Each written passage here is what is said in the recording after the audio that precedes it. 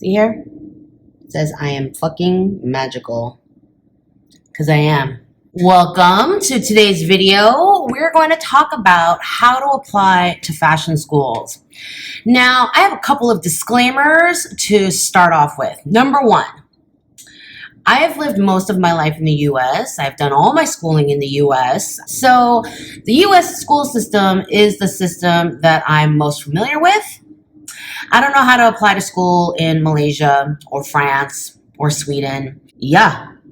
Although I do feel like I have a lot of practical advice for students in general, so stay tuned if you're interested in that. Disclaimer number two. I'm going to list some schools just to get you guys started on where to start your research, but I am not advocating or putting down any programs. If I list a school, it's because I've heard of it. I've heard that they have a fashion program. If I don't list your school, it's just because I don't know it and not because I'm silently giving my disapproval or anything. I know you guys like to think that I'm a genius and I'm all-knowing and special and magical, and I'm kind of all those things. Okay, just kidding. But I actually don't know everything. Disclaimer number three. I am not a spokesperson for any school, period. I want to talk about the application process and what kind of materials you need to put together and what you can expect in the process a little bit, but none of this has to do with, oh, I think this is such a great school and I know that this school will accept X kind of work. Like none of that, okay? This is a general overview on the college application process. With that out of the way, let's get started. Number one, go research your schools. There are a lot of schools out there. Most people think that you can only study fashion in a major fashion capital, but that is not the case. There are a lot of schools all across the US, in Philadelphia, in Missouri, in Texas, in Oregon, right? They're all over the place. Go research your schools. And yeah, some people are like, no, I'm definitely going to study fashion in a major city with a garment district and all that kind of thing. And that's great if that's what you want. But you know what? Some of y'all hate living in a big city and you will be miserable the entire time. And how well do you think you can do in your studies if you're miserable for 4 years because you don't like the environment you're living in? And for some of you, you just can't afford it. You know, living in New York is expensive. Do you want to be straddled with all that debt? Can you get the money together to study at those schools? You know, real life concerns. So there are a lot of schools across the US. I'm going to list some. I have a list here of just some of them. We have on the East Coast, we have the Fashion Institute of Technology, New York, Parsons, the New School for Design, RISD, Rhode Island School of Design, Drexel University in Philadelphia, Pratt Institute, Massachusetts College of Art, Lynn College, Philadelphia University, University of Delaware. And then on the West Coast, we have Otis College of Art and Design in LA. We have the Fashion Institute of Design and Merchandising, Academy of Art University, and California College of the Arts in San Francisco, Oregon State University, Baylor University in Texas. We have a couple of schools in Missouri, Stevens College and University of Missouri, Columbia. And then in Ohio, we have Kent State University, University of Cincinnati, Columbus College of Art and Design, School of the Art Institute of Chicago. We have Savannah College of Art and Design. Did I get everyone? Baylor in Texas, Iowa State University. So lots of programs. So go research the schools. Go research according to where geographically they are, what kind of program you're looking for, whether you're looking for a 2-year program, an AA, or a 4-year program, a BFA, Bachelor's of Fine Arts, or maybe you're looking for a master's degree, MFA. Not all these schools have all 3 of those programs, so go look at that. Go look at different majors. I know that since you are looking at my channel at design and illustration tutorials, that a lot of you are more interested in design. But even within design, there are a lot of categories. You have just fashion design, women's wear, men's wear, children's wear, knitwear, costume design, textile design, jewelry and metalsmithing. But there are a lot of other fashion majors. Like there are all these other jobs in fashion and they have to be done by someone and they had to have studied somewhere, right? So we have fashion merchandising, which is different from visual merchandising. We have fashion journalism, fashion styling. We have fashion marketing. We have apparel, retail management. Oh yeah, and we have like accessories design, like footwear design. Shoes, shoes. I feel like I'm forgetting one. I'm probably forgetting something and I'll think of it like tonight at like 2 a.m. when I'm falling asleep or something. Go look for the length of program, go look at different majors, go look at their geography, and then go look at how much it's going to cost to go to that school. And it's just not just a matter of tuition. Okay, tuition's a big deal. Room and board, what their dorm situation is if you don't live in the city of the school, basic cost of living in the area. Of course, books and fabric. Students who go into more academic majors like med school or whatever, they're always talking about thousands of dollars of books. Well, if you are working on a BFA, you will be taking liberal arts courses along with your studio courses. You have to learn your basic English and, costume history, art history, things like that. And so, yeah, we have to buy books, but we also have to buy fabric and paper and paints. Oh my God, fabric. Fabric is so expensive. Why is fabric so expensive? Okay, I know why fabric is expensive. I just like to complain about it because, oh my God, fabric is so expensive. My senior year, I spent $3,000 on fabric for a dress. Now, as you all know, I am super old. College was a really long time ago for me. And so with inflation, I don't really want to think about how much that would be right now. I'm trying really hard not to think about it. So look up all those things and then make yourself a short list of the schools that you're most interested in and are most feasible for you to attend. I'm going to say give yourself anywhere from 3 to 5 schools max, because the application process is involved, takes a lot, and requires some money. And so you really don't want to apply to 12 schools. The first thing you have to do once you have your short list of schools is to check their admissions deadlines. You can put together an amazing portfolio and all your application materials in, but if you miss their deadline, what are you going to do? Wait another whole calendar year before you can apply again for the school? No. Go check, be like, okay, if I want to start school fall 2017, when do I need to turn in all of my application materials? Write those deadlines in red, bold, cap, italicized, underlined letters somewhere prominent in your room. Let's talk about the things that you need for your application. Now, every single school is a little bit different. And I'm going to cover the things that most schools will want, but you need to check with your school for all the different requirements. Okay? But most fashion schools will need some combination of the following things. Number 1, an application form where, you fill out your name and your address and why you want to go to that school, things like that. Number 2, a non-refundable application fee. These fees range from $40 to $60, $70. You will probably need your high school diploma or a GED. If you're applying for a graduate program, you're going to need your bachelor's.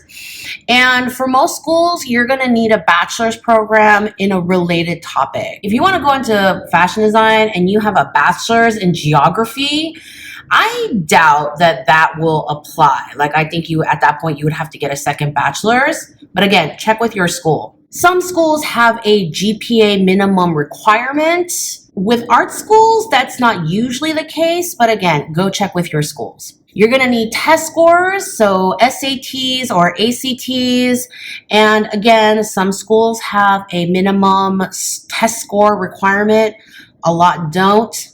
Go check. You will probably need at least one letter of recommendation. Employers and teachers are good sources for letters. Number 6, what am I on?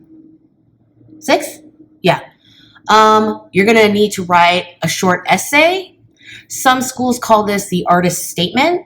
And the minimum word count and the subject matter of your essay will be described at the individual school's website. If you are a transfer student, You need to go look up which credits will transfer for each and every individual school. Every single school operates independently and has different requirements for graduating and have different requirements for what credits transfer. So just because school A will accept, this credit, that doesn't mean school B will. So you need to check separately with each school. Next, some schools will require you to do a special project for them. Parsons did this. They probably still do this. There's some other school that I'm thinking of that does this, where they have a brief where you're like, we want you to put something together just for us based off of our requirements.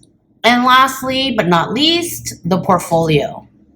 Not all schools require a portfolio, and not all majors require a portfolio.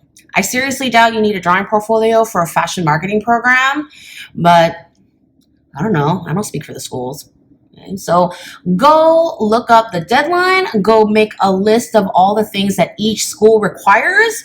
I'm a big fan of a beautifully organized Excel spreadsheet. Hint, hint. And then while you're looking all these things up, you probably want to look into your financial aid. First, go fill out your FAFSA. That is your free application for federal student aid, and that will help you apply for federal grants and loans. Don't forget, you can also apply for state-funded grants and loans as well. And there are all kinds of scholarships out there floating around for someone who's dedicated enough to look for them. When I was in high school, I knew this guy who got a scholarship just because he had a decent GPA and asthma. It was given by some sort of like asthma foundation to help students with asthma, and he applied for it and he got it. He had a good GPA and he had asthma. So he sent over medical records and his GPA, and boom, a few grand. Right? So there are a lot of non-government based scholarships out there. So go seek those out. You can talk to your high school counselor, possibly the admissions department at the college that you want to go to. The internet is a beautiful, magical place with a search engine. So let's talk about your portfolio for a second. Okay? Your portfolio is a selection of your best work that has been formatted in a professional manner to showcase your skills. Some people also like to look at your process. So if you have an interesting sketchbook where you have work in process that kind of connects with a finished project, bring that sketchbook with you if they want to see it, or maybe you can include some of that with your work. Like when I see a design project, usually there'll only be 8 outfits and then the corresponding flats. But I also like to look at the croquis book, where it's just a collection of all the quick sketches of all the designs that the person was doing while they were working on this project. I will not and I cannot speak for the schools. And so please do not ask me questions like, do you think this is good enough for my portfolio?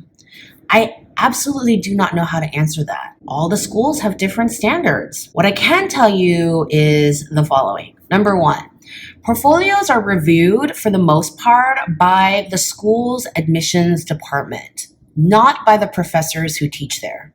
Most programs have a designated admissions department, and the people who work there typically have their own art degrees, and they review the portfolios and all parts of the application and work on whether or not to admit a student. If you have any questions on whether your work is good enough, you should talk to the admissions department of the school you wish to attend.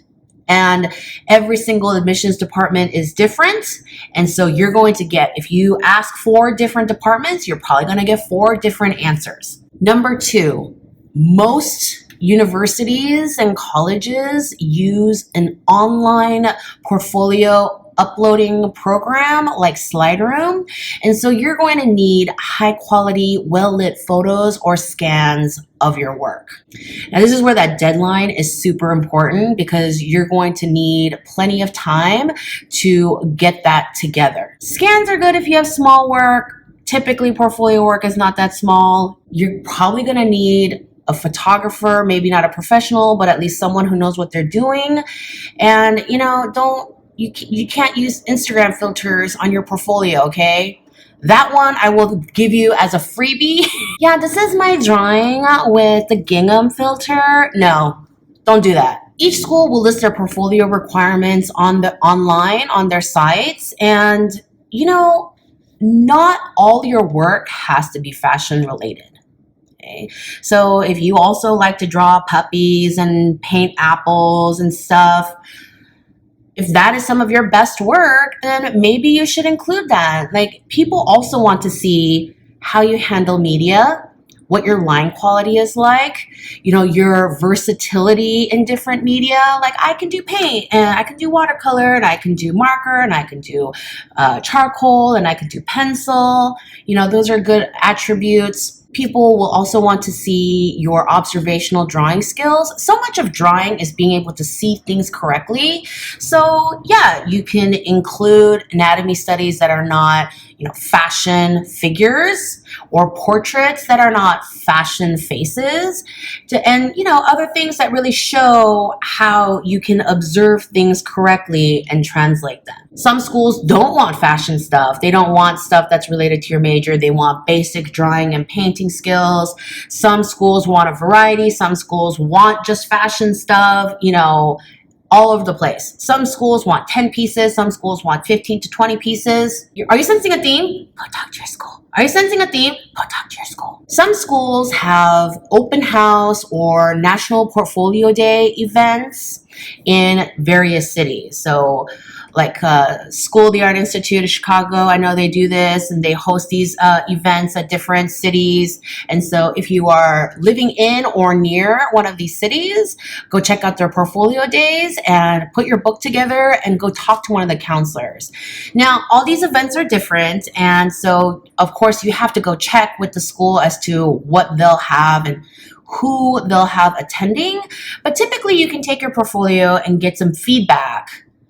They're not going to review and say, yes, you're accepted, on the spot, but they'll say, oh, maybe you should work on XYZ thing, or, oh, we think these are your best pieces. So, make sure to include those in your portfolio, and these are not that great. Maybe you should work on your pencil shading or your charcoal smudging or what have you. Okay.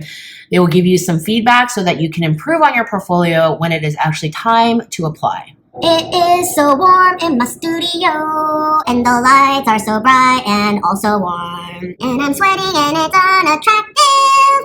I'm so good at singing. Also, a lot of schools have a summer program that is geared towards high school or, just pre-college. If you took a gap year, whatever, who cares? I actually have some students at the university I teach at who are older than me. So whatever, don't worry about that kind of thing. I went to school with people who are older than me. I went to college right after high school because that's just the way I did things. But I went to school with people in their 40s. I know a woman who practiced law for a long time, and she was like, screw it, I want to go into graphic design. But these summer programs, it's like a taste of the school. Okay. And you can see how they teach, and what their teachers are like, because a lot of the time the teachers who teach in the regular semesters also teach the summer programs, and, get a feel for the campus. And if you don't live in that town, get a feel for what it's like to live there for a while. Again, all these programs are different, but some schools, if you complete the summer program successfully, they will waive the portfolio requirement. Be like, oh, we saw how you work and it's good enough, so you don't have to turn in a portfolio for us. You just have to turn in your transcripts and whatnot. Some schools will actually give you some college credit. You're like, okay, well, you did a really great job. And so if you choose to come to our school, we will give you X number of credits for having fulfilled this program. I have no idea when the schools will get back to you with their acceptance or rejection. They will do as they do. As soon as you get your acceptance letter from your top choice school, go ahead and contact them to let them know that you will be taking a slot, because most schools, there is a cap for how many students they let in every semester, and so you don't want to miss your spot because you didn't get back to them. Typically, you will need to send a tuition check to reserve your spot, but again, go check with your school. Subscribers have also asked me what they can do to prepare before going to fashion school. In terms of your studies, of course, take every art and design class that is available to you. I also took a couple of classes at the local university where I grew up. I took one on painting nudes and I took one on color theory. If you can work somewhere or have an internship somewhere related to your major, I highly recommend that work experience as well. My senior year, I spent most of it in an internship at the Opera House. I worked for the costume design department and I helped assemble costumes. I helped out at fittings. The first day of my internship, I was like dyeing silks and my forearms were pink and purple for a week. And then I worked backstage during productions. That's where I learned how to tie corsets. Go shopping. You're going to work in fashion, hopefully. And so you need to know what's out there. You need to familiarize yourself with brands. Go shop at expensive places and go look at cheap places. And as you observe price points, go look at the price tags, go look at fiber content. You'll get a better understanding for fabrics and why things cost so much. And, you can see the quality difference. Try things on. See the fit. Practice drawing all the time. Take a sketchbook around with you everywhere. It doesn't need to be super bulky. I love those small, flat little moleskins because I can throw them in almost every purse I own. And just draw all the time. Always be practicing, right? Hashtag always be practicing. Or did I make that up? Is that a real hashtag or did I just make that up? Whatever, let's make it a real thing now.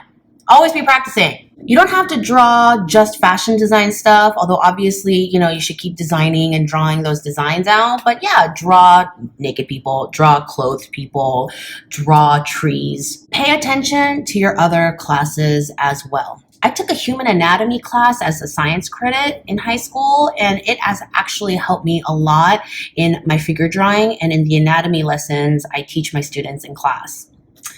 I also recommend that you really nail down a solid understanding of basic algebra and geometry to help you with your pattern making. Because pattern making is basically geometry. You don't need higher math like calculus and trig, like really. I took calculus because, I am your very typical, Asian immigrant child of tiger parents, but I've never used a freaking logarithm in my life after high school. But basic algebra and geometry, highly recommend that you get those nailed down. Good grasp of grammar is obviously important in all matter of professional settings and will be especially important if you are in marketing, retail management, and journalism. You are going to use a lot of Adobe Illustrator and Photoshop in your classes and also in your career. So if you can find a class that will teach you this software, go ahead and take it. And it doesn't matter if the content is not fashion related.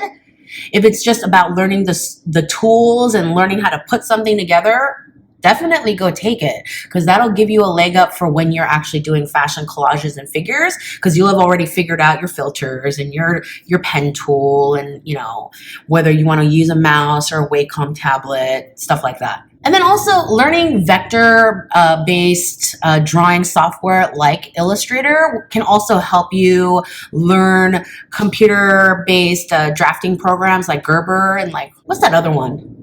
There's a bunch of them, okay? Gerber's not the only one. There's a bunch of them. And this will especially be good if you're a product development major. That's the one I forgot before, product development. Product development majors study the more technical aspects of design. And so they become technical designers and they put together spec packs, or they become pattern makers and sample makers and put the clothing together. That's the one I forgot. I remembered before I finished shooting. I am the winner. Honestly, I don't think that you need to learn how to make patterns and how to sew. If you already know a little bit and that's what you love, sure, go ahead and keep doing that. But I have found that a lot of teachers do not enjoy breaking students out of bad habits formed by home sewing techniques. The industry has a different standard for how to sew things, how to put things together, and how to make patterns. Even, those patterns you get at the fabric store from Vogue or what are those companies? They make these home sewing patterns out of tissue paper. They have different seam allowances. They have different ways of fitting a garment, different ways of inserting lining. And you don't really want to get too set in those ways so that you're not really absorbing the industry standards for putting garments together. So I don't think you need to learn that. Go out of your way and try to learn those things before school starts. I also encourage you to watch runway shows and familiarize yourself with brands and trends. I do have some students who are like, I'm not about trends, Zoe. I don't watch trend forecasting reports and my stuff is not trendy. Yeah, that's fine. I don't care. But it's good to be aware of what the industry is doing at large. And a lot of people, they speak of brands like adjectives. And they'll be like, I want it to look more Burberry, or I want it to look more Pringle. And you should be aware what it means to be more Burberry or more Pringle. Okay? Because these are big brands that a lot of people know, and it becomes part of the fashion vocabulary to a certain point. Right? And so go watch some shows. You don't have to watch every single show that ever existed, but, watch a few shows of the current season, pick a few designers that you resonate with and go look at some older collections, familiarize yourself. Teachers love to ask, when design students are putting their projects together, and, teachers love to ask, so who are you going to hang with? And they don't mean like, who are you going to party and snort coke in the bathroom with? They mean, who are you going to hang with in the store? If your stuff is being bought by a buyer at Neiman Marcus, who are the people that are going to be in the next rack over because you guys are in the same general category? And so you're going to name some designers like, I consider myself like, I want to be associated with this look, this price point, this kind of customer. So who do you hang with? You're not going to know who you're going to hang with if you don't familiarize yourself with some brands. My last bit of advice before you start college: go sleep a bunch and go party. Go make some good memories, go on a road trip with your friends and take lots of pictures and go enjoy the sunshine, go and enjoy the rain and roll around and have some fun. If you have any teachers who are as strict and demanding as I am in my everyday school life, you're not going to have time for much of either of those once you start school. I've always said that in college, you do 3 basic things: work hard, sleep, party. And generally, you only get to pick 2 out of 3 at a time. Okay? So make sure that you are having some good times and getting plenty of rest and eating healthfully so that you can start the semester on the right foot. And I wish you all good luck with your applications. See you next time.